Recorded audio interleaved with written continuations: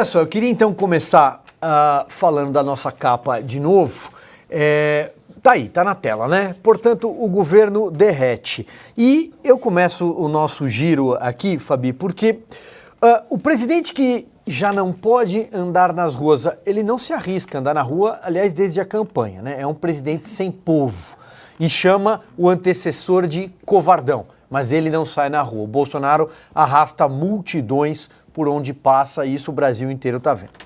O presidente que não tem público nas redes sociais, as lives dele não tinha público, ninguém queria assistir aquele papo enfadonho dele com o Marcos Uchoa. Aliás, o próprio Marcos Uchoa, jornalista, parece que deu no pé dessa roubada. Um presidente que tem, como eu disse, na área da segurança pública, a incompetência, a marca da incompetência, pela primeira vez na história, fugitivos de um presídio de segurança máxima. E o Ricardo Lewandowski não consegue achar o Tatu e o Querubim. Na nossa educação, agora, depois de 15 meses, a Câmara dos Deputados aparentemente vai fazer andar o ensino médio, mas é uma área paralisada, a área da educação no Brasil. A saúde, a ministra até chorou, a Nízia chorou, foi consolada pela comadre Janja da Silva, porque levou um puxão de orelha do presidente, a maior epidemia de dengue da história. São 2 milhões de casos, temos 682 mortes. Já pode chamar o Lula de genocida? Ainda não, né? Só no governo anterior que podia.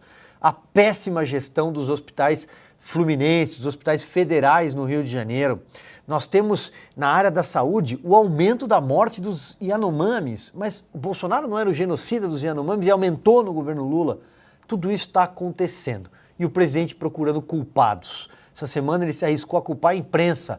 E aí, Lula, o que mais que eles podem fazer por você, né? Em 15 meses tentando empurrar o seu governo e você afunda. Pois bem, então vamos começar aqui, Fabi, porque, e eu encerro, nós terminamos a semana que acharam os móveis. Acharam. Não, e estão culpando ainda. Um sofá daquele tamanho, afinal de contas, podia ficar escondido. Ninguém ia ver um sofá daquele tamanho, né? E o mais legal é você ver o contorcionismo lá. Depois de acusar Michele, Bolsonaro, o governo acha móveis desaparecidos. Sem citar nomes, Secom falou em descaso da gestão passada. Conseguiram, gente, ainda culpar o Bolsonaro. Depois de um ano, sei lá quantos meses, que esse tempo parece uma eternidade, né? Aí colocam a culpa ainda no presidente Bolsonaro. Eu até sugeri, gente, porque merece um processinho, né? Falsa de comunicação de um crime, não consegue nem procurar no próprio palácio, imagina só, né? Essa é a velha desculpinha para realmente a Michele tá certa. Dona Michele, a senhora tem razão. Tem razão porque primeiro casou com o Bolsonaro e segundo, porque falou isso o tempo inteiro e disse até que a Janja queria comprar uns móveis e usou essa desculpinha para usar imóveis sem licitação. Eu comecei a falar assim porque eu vi que tá no ponto aqui, eu quero chamar para dar parabéns. Já pode chamar? Pode. Antes de tudo, vamos então dar parabéns para o presidente Bolsonaro. Pode, mas olha só, a Fabi tem comunicação direta no ponto com o Gadelha. Eu não tenho Gadelha. Vamos lá. Vamos cantar parabéns para você, em cada um na sua língua. Will you join me, each one singing happy birthday in his own respective language, shall we? Então, happy birthday to you, happy birthday to you, happy birthday, happy birthday to you.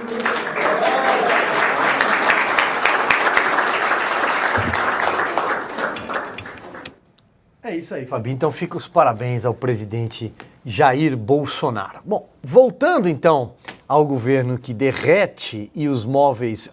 Quem é que não... Gente, pensa num sofá de 4 lugares, né? Você que está aí do outro lado da tela, se você estiver na sua casa. Imagina o seu sofá. Pode não ter 4 lugares, mas imagina. Se você colocar ele... É fácil de esconder, não é um sofá? Pá, agora apareceu. Vamos ver o que o Lula andou falando. E agora o palácio está uma coisa assim... pelo menos a parte de cima está uma coisa como se não tivesse sido habitada, porque está tudo desmontado, não tem cama, não tem sofá, ou seja, não sei, possivelmente se fosse dele ele tinha razão de levar mesmo, mas ali é uma coisa pública, eu não sei por que tem que levar a cama embora, troca o colchão e troca a roupa de cama e dorme à vontade. Nós vamos levar um tempo Eu estou preocupado porque se você for fazer licitação para comprar um colchão ou para fazer uma cama, nós vamos demorar 90 dias. E eu, sinceramente, estou cansado de ficar no hotel, porque não é o local adequado para você governar um país. E parece até uma coisa irônica, né? Ou seja, acho que nunca antes na história do Brasil, eu sou obrigado a voltar a dizer isso, um presidente da República não teve onde morar. Ô Flávio, se fosse uma conversa de WhatsApp, eu ia colocar aquele emoji do palhaço, assim, sabe, pra... Na verdade, é o emoji do Brasil, né? Acho que a gente poderia trocar a bandeira do Brasil pelo emoji do palhaço, a gente tá nesse nível já agora. Vamos lá, né? Já que a gente tá falando de emoji do palhaço, que é o grande tema nacional forever e ever, o que o Lula tá fazendo aí é uma falsa comunicação de crime. Tá? E isso por si é um crime. Se fosse o Bolsonaro que tivesse dito, olha, faltou um copo aqui, já teria PF na casa dele, já teria inquérito sobre fake news, já teria, a gente tá vendo aqui quem é que tá financiando essas fake news. Aí vão lá, juntam com a porcaria da baleia lá, porque, nossa, ele passou perto de uma baleia.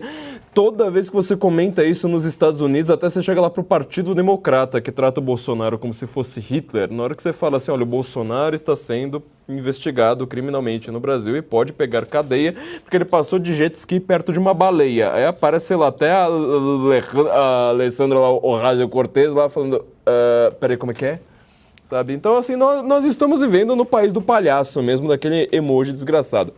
O que é pior ainda é o seguinte, ora, o Lula, ele tá constantemente reclamando, né? Eu não consigo ter o meu palácio, ele quer dizer palácio naquele sentido mais imperial da coisa, né? Precisava ter ouro aqui, precisava ter gente me abanando, precisava ter, né, eunucos aqui cuidando, né, da minha segurança, como se ele já não tivesse, né? Até é curioso o que você comentou aí no começo do programa, dele reclamar, né, culpar a imprensa pela falta de apelo popular, sendo que a única coisa que o mantém no poder é a imprensa constantemente conversando, né? Tipo, aquela imprensa que faz o jornalismo assim, né?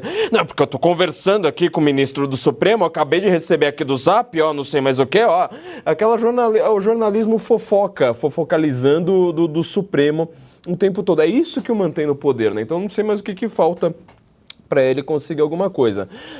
Só que assim, você vê que ele tem um desespero por luxo. Ele quer luxo o tempo todo, reclamando de luxo o tempo todo.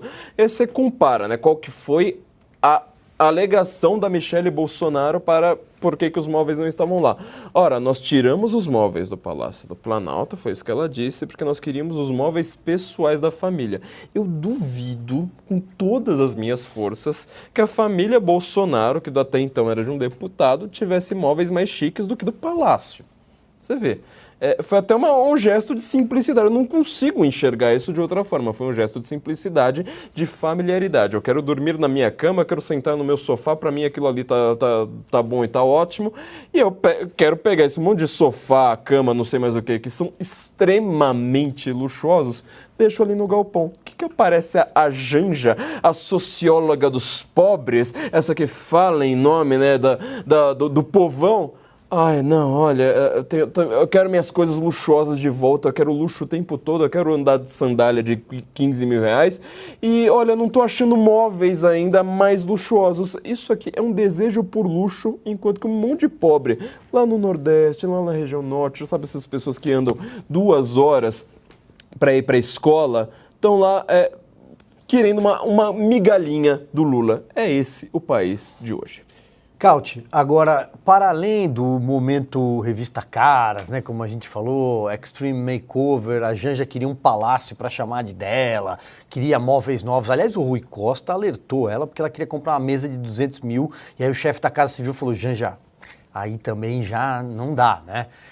Abriu as portas, todo mundo se lembra, nem assumiu o poder, abriu as portas para a TV Globo visitar os escombros que o palácio estava, né? Que a família Bolsonaro havia deixado. E agora pegou muito mal. Mas para além disso, voltando um pouco à nossa capa, Cauti, o horizonte econômico é ruim, o Lula não tem dinheiro em caixa, não tem base no Congresso para conseguir aprovar projetos, e as áreas mais sensíveis estão vão de mal a pior. O resultado disso pode ser comprovado em pesquisas. Tivemos pesquisa no mercado financeiro, não é mesmo, nessa semana também.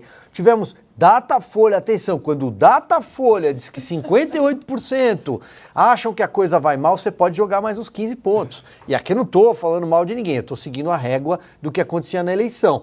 Quando o Datafolha dizia era 10 para lá, contra o Bolsonaro e a favor do Lula. Então, se é 58, a margem de erro aí pode ser 68, ou não? Pois é, né? Eu queria começar falando justamente isso, porque no mercado financeiro, que tem, vamos dizer assim, o termômetro da situação, especialmente das contas públicas, que isso é uma preocupação constante no Brasil, hoje, sabe quanta gente considera o governo Lula ótimo ou bom? Vou fazer um bolão aqui. Quanto você acha que no mercado financeiro, na Faria Lima, em porcentagem, acha o governo Lula ótimo ou bom? Só banco. 6%.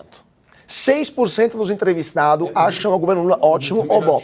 64% acham o governo Lula negativo, avaliação negativa. Irregular, 30%. Isso foram dados que foram divulgados há poucas horas pela uma pesquisa da Genial Quest. Por quê? Porque o mercado financeiro antecipa a economia real. A bolsa antecipa de alguns meses aquilo que vai acontecer na economia real. E eles já estão se preparando ao pior. Porque temos um aumento brutal da carga tributária, uma economia que está dando sinais claros de desaceleração. Depois, o Brasil acaba sempre surpreendendo positivamente, graças a Deus, porque temos forças que independem do governo, como, por exemplo, o agronegócio. Mas, pelos dados macroeconômicos que o mercado está vendo, vem chumbo grosso por aí.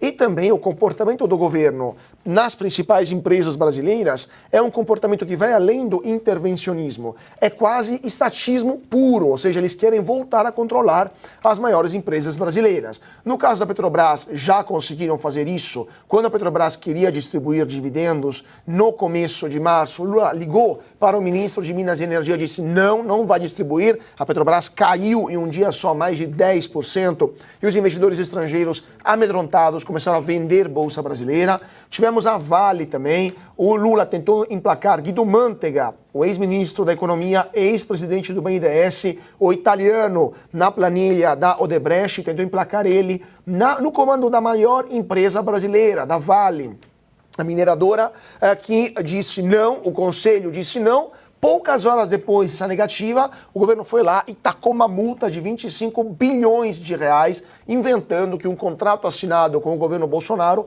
não estaria regular. Isso amedrontou o conselho de administração da Vale, que aceitou rever a liderança. Não disse que vai aceitar o Mantega, mas disse vamos rever a presidência da Vale. O conselho votou 11-2 a favor dessa mudança. Um desses dois corajosos que votou contra saiu atirando. É um conselheiro que assinou uma carta publicada dizendo que o processo decisório, sucessório na Vale estava sendo influenciado por forças políticas espúrias. Mas temos casos também da Eletrobras, o governo quer mudar o conselho da Petrobras também, mesmo sendo privatizada, assim como a Vale. Temos casos do Banco do Brasil, que o governo mandou a presidente do Banco do Brasil abrir a torneira do crédito. Já vimos esse filme durante o governo Dilma e foi um desastre. Ou seja, o governo Lula 3 está cada vez mais parecendo um Dilma 3 e o mercado financeiro está se preparando para o pior. Vamos ver quando o mercado vai acordar. Depois a Petrobras ele acordou um pouquinho, né? Mas precisa de esses estrondos roboantes, né? Para que o mercado acorde de vez. Por enquanto eles ainda estão em mood, estamos dormindo muito bem, obrigado. A verdade, Cauti, é que o governo Lula está pendurado no Supremo Tribunal Federal. É só o que eles têm, é só. Então, é falar do Bolsonaro. É uma cortina de fumaça atrás da outra. Por exemplo, a semana começou com essa reunião ministerial que nós dissemos agora há pouco, em que aquele imenso ministério, 40 ministros, assessores, a Janja, que está em todas, né, dá pitaco em tudo, e tinha ministros se escondendo, assim, um atrás do outro, sabe? Olha, se possível não me chama. Aquilo foi um horror. Como é que você tem 40 ministros e ninguém teve uma ideia boa em 15 meses? Pesquisa do Instituto Paraná apontou que 73% dos brasileiros não sabem dizer alguma coisa que o Lula fez. Além, evidentemente, da verborragia, dos ataques a Israel, antissemitismo, Nicolás Maduro. Esquece as bobagens que ele fala. Mas ele fez alguma coisa? Não.